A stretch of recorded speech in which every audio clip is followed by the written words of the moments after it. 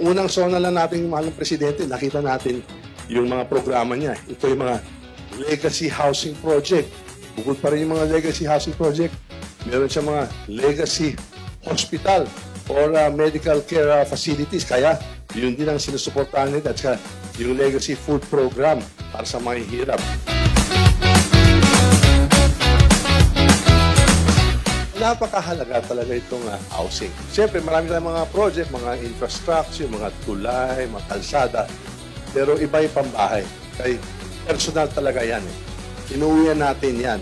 At itong sa magandang programa, hindi lang upa, magiging may-ari na ang ating mga kapwa nating Pilipino na nahihirapan.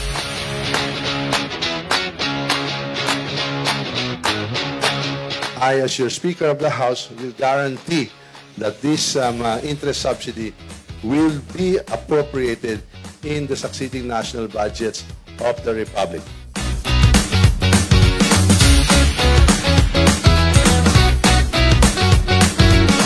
Ako po si Martin Romualdez, ako po yung leader ng House of Representatives. Kasama ko si Kong Saldi, si Kong Jojo.